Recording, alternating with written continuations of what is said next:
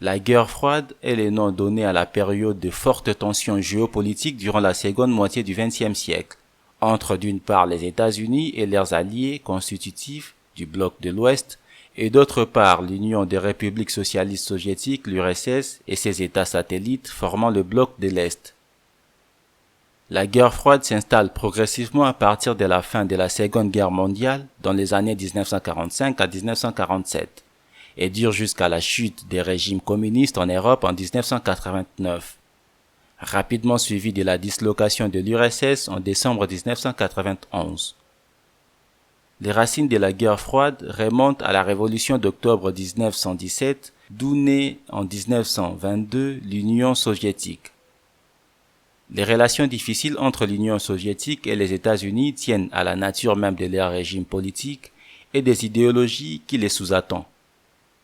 Pendant l'entre-deux-guerres, pourtant, leur espoir de vagues révolutions en Europe ayant été déçu, les soviétiques privilégient la consolidation de leur régime.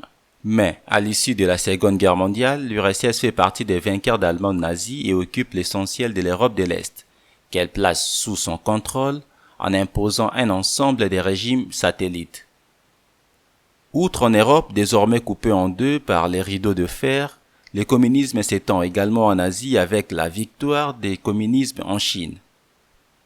Aux États-Unis, Harry Truman, qui succède à Franklin Delano Roosevelt en avril 1945, considère que l'avenir et la sécurité des États-Unis ne peuvent être assurés par un retour à l'isolationnisme, mais doivent au contraire reposer sur une politique extérieure de propagation de leur modèle démocratique et libéral, de défense de leurs intérêts économiques et d'endiguement du communisme.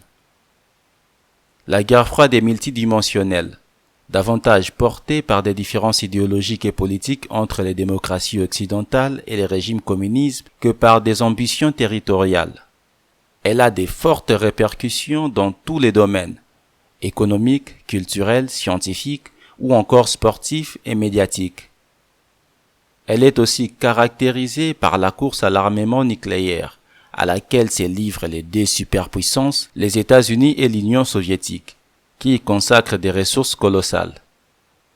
Elle est qualifiée de froide au motif que les dirigeants américains et soviétiques qui l'ont menée ont su éviter l'affrontement direct de leur pays, pour partie au moins par peur de déclencher une apocalypse nucléaire, et que l'Europe ne connaît pas de guerre malgré plusieurs graves crises.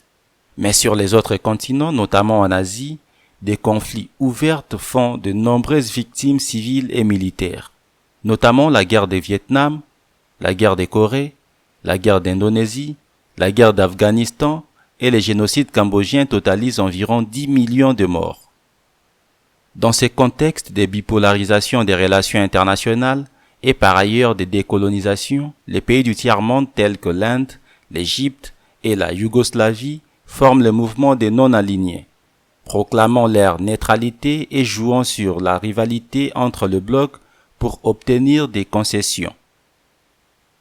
Autre événement majeur de la seconde moitié du XXe siècle, la décolonisation fournit à l'Union soviétique et à la République populaire de Chine de multiples occasions d'accroître leurs influences aux dépens des anciennes puissances coloniales. Si vous avez aimé cette vidéo, n'hésitez pas de la liker et de la partager avec votre entourage. N'oubliez pas de vous abonner et d'activer la cloche de notification si cela n'a pas encore été fait.